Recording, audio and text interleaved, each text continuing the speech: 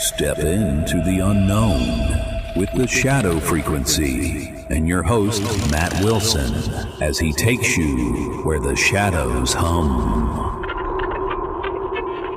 Welcome to episode 108 of The Shadow Frequency, where we peer into the veil between our world and the next. I'm Juniper, your producer, and tonight we're diving into the chilling halls of the Crescent Hotel in Eureka Springs, Arkansas.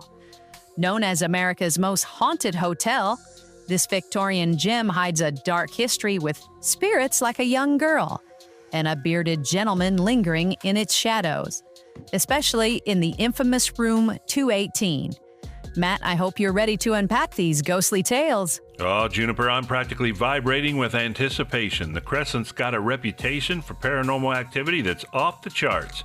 8 documented spirits, and room 218 is like a haunted hotspot. I'm ready to dive into the eerie vibes. I bet you are. Don't get lost in those haunted hallways, Matt. All right, listeners, buckle up for a creepy ride.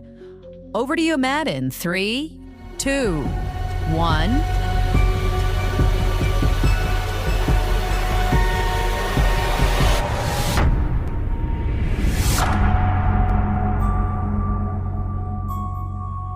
Welcome back, Shadow Seekers, to the Shadow Frequency.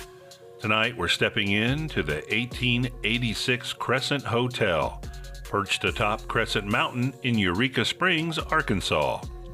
This grand Victorian structure with its limestone walls and towering presence isn't just a hotel, it's a paranormal epicenter, often called the most haunted in America.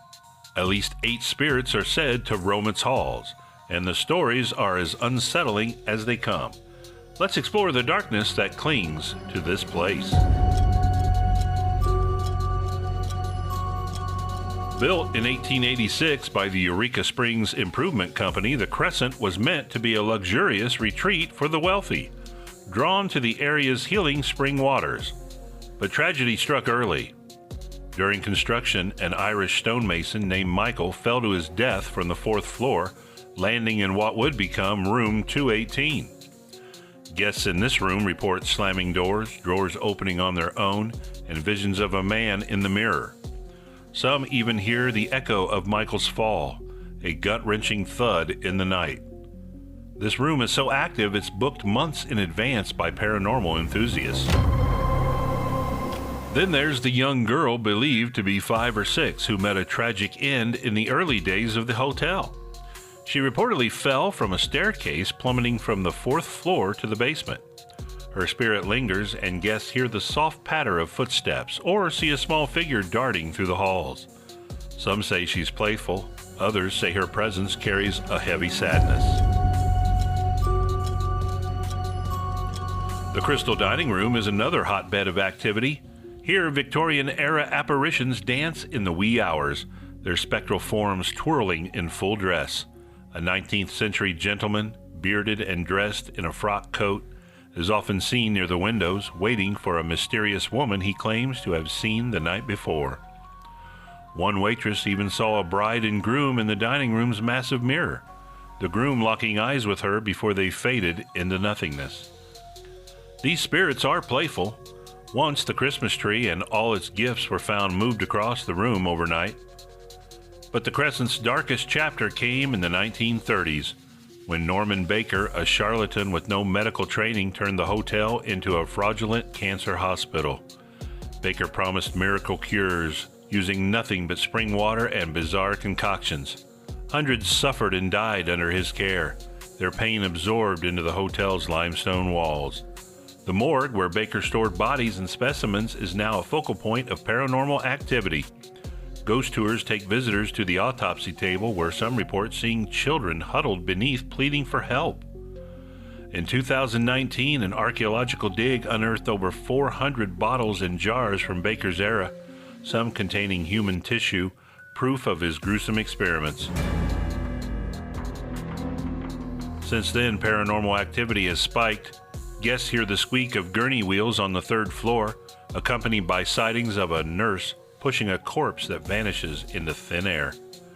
In room 419, a spirit named Theodora, believed to be a former patient, tidies up after the guests, fumbling for keys outside the door. The limestone of Crescent Mountain is said to amplify these energies, acting like a battery for psychic phenomena. Paranormal investigators flock here, especially during the Eureka Springs Paranormal Weekend.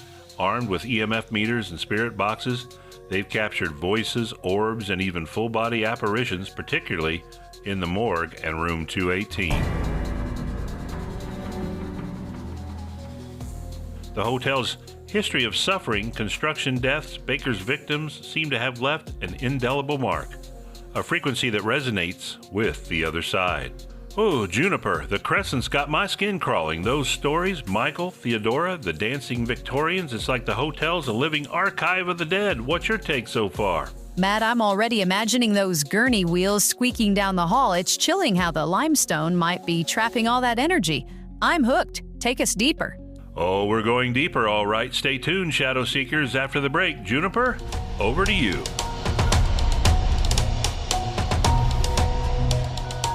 Wow, listeners, how creepy is the Crescent Hotel?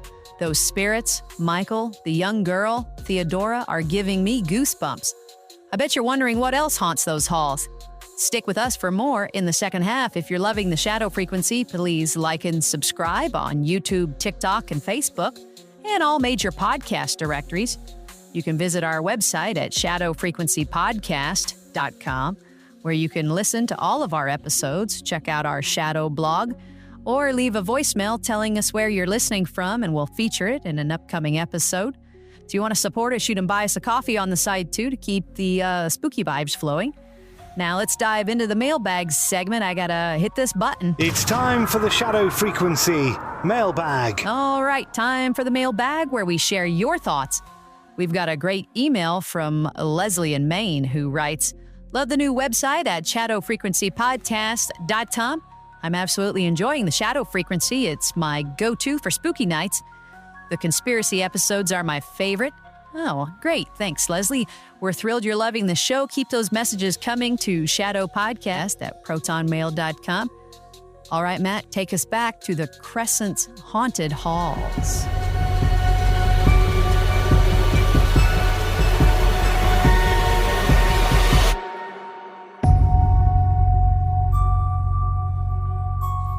Welcome back, Shadow Seekers, to the Shadow Frequency. We're diving deeper into the Crescent Hotel, where the line between the living and the dead feels paper thin. Let's explore more of the spirits and the eerie phenomena that make this place a paranormal legend. One of the most chilling figures is the ghost in the morgue, tied to Norman Baker's horrific hospital days. Visitors on ghost tours report a heavy, oppressive feeling in the morgue where Baker's autopsy table still stands. Some hear whispers or feel a cold hand brush against them. Paranormal investigators have recorded EVPs, electronic voice phenomena, capturing voices saying things like "help me" or "get out." The 2019 discovery of Baker's bottles, some with human remains, seem to have stirred these restless spirits, as if their pain was reawakened. Another spirit, known as Brecky, is a young boy who died at the hotel, possibly during its time as a women's college in early 1900s. Guests hear the rhythmic bounce of a ball in the hallways, and some see a small figure in old-fashioned clothing, like knickers and thick glasses, skipping through the corridors. Brecky's presence is bittersweet, playful, yet tinged with the tragedy of a life cut short. The hotel's third floor, where Baker's Hospital Annex was built, is a hotspot for unexplained activity. Guests report fainting spells or sudden dizziness at a specific spot, right above the morgue. Paranormal researcher Carol Heath once called this area a portal to the other side, suggesting it's a gateway for spirits. Security cameras have captured objects moving on their own here, like chairs sliding across the floor. Now, as always, I'll address a skeptical perspective. Some argue the Crescent's hauntings are exaggerated for tourism. The hotel leans into its haunted reputation with nightly ghost tours and events like the Lockdown Paranormal Experience, which could amplify guest expectations. Psychological priming, where people expect to see ghosts, might explain some reports of orbs or apparitions, especially in photos where dust or lens flares can mimic supernatural phenomena. But even skeptics can't fully dismiss the Crescent synergy. The sheer volume of first-hand accounts, over 5,000 shared by guests and investigators, points to something beyond imagination. Add the limestone's potential to hold electromagnetic energy and you've got a recipe for a place where spirits feel trapped, replaying their final moments. Whether it's Michael in room 218, Theodora in 419, or the ghostly dancers in the Crystal Dining Room, the Crescent Hotel pulses with a shadow frequency that's impossible to ignore. Juniper, I'm still reeling from the morgue's vibes and Brecky's bouncing ball. The Crescent's like a haunted symphony. What's your final thought? But I'm convinced that hotel's limestone is a spirit magnet. That morgue gave me chills. Are we ready to wrap this up? Absolutely. Over to you, Juniper, for the sign-off.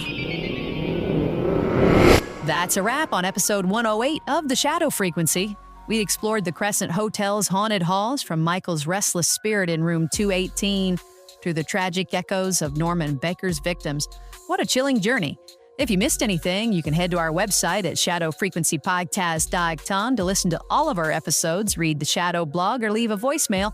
We'd love to hear where you are tuning in from. Thanks for joining us, Shadow Seekers. Until next time, stay curious and keep listening for the frequencies beyond. Good night from Matt and me.